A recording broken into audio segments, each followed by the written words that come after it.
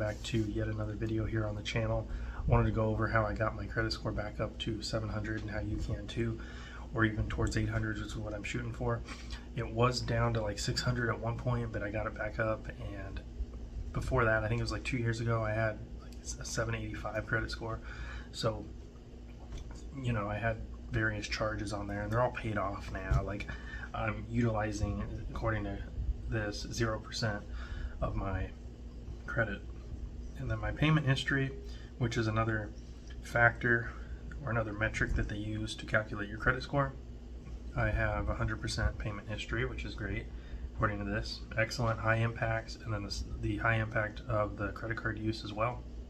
I have 0 derogatory marks, so those are excellent, also high impact.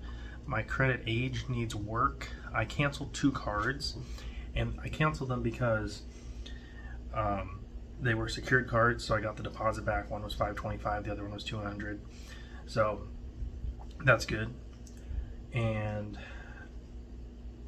I'm keeping the rest of my cards open, even if I don't use them, as long as they don't charge an annual fee. None of my cards charge a fee.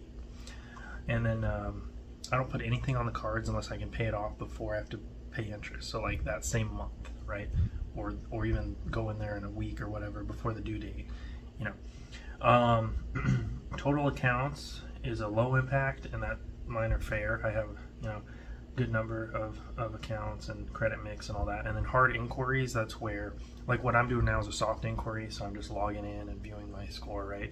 And you can go on like Free Credit Report or annualcreditreport.com or whatever and pull a more in-depth and detailed version, which I've done. And then hard inquiries, like I said, 7. So what those are is like if you go to apply for a loan, a car, a house, whatever it happens to be, right? So in my case, when I went to Camping World and I was looking for a travel trailer, and kind of glad that did not go through for various reasons. I was looking at one with my ex, and you know, if my score had been high enough, they would have approved it. Her score was low as well, and but that's fine. I mean, it could have worked out, but I'm happy with how things are currently, and I have the van. So van's easier to maneuver, more stealthy.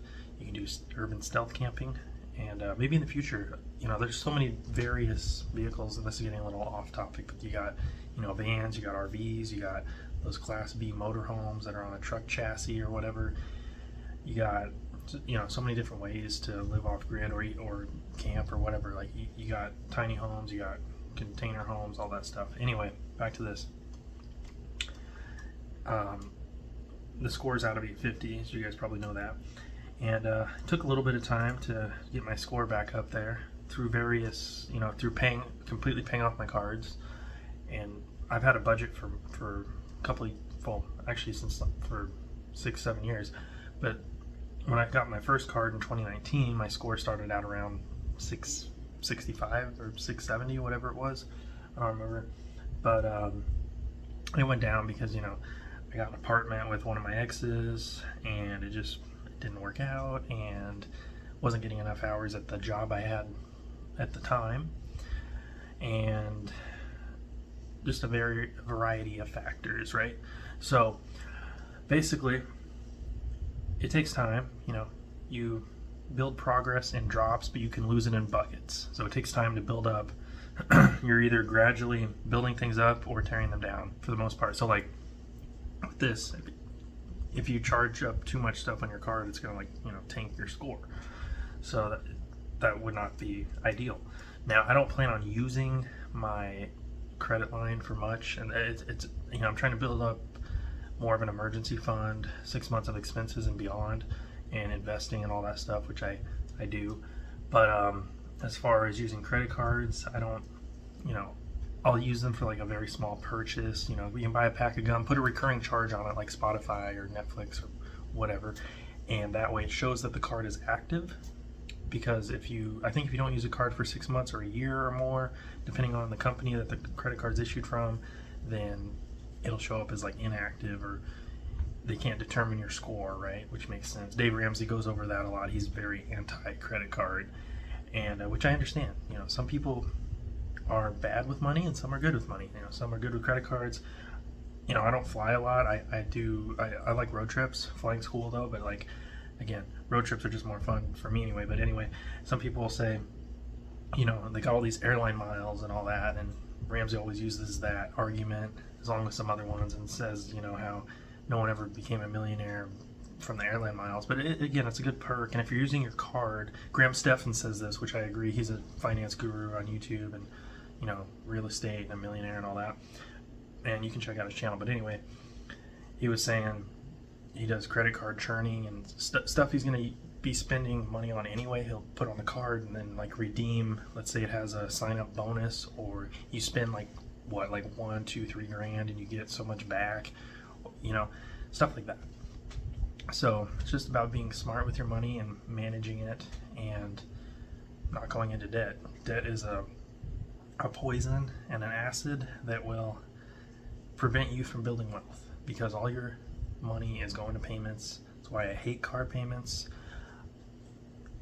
With my credit score, I could have easily signed up for the loan, but you know, buy like a Sprinter van or something, for example, 40 grand, right? And or more, or get a used one for what, 20, or you know, point being, yeah, I have the credit score for it, but you got to have the cash flow as well. And I'm just going to build out my van and go from there. But I did get my credit score up and paid off pretty much all debt, which is good.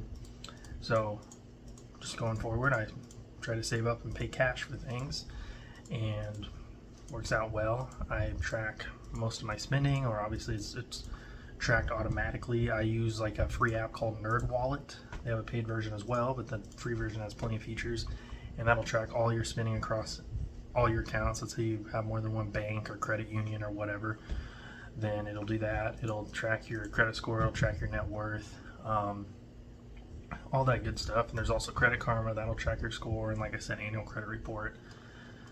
But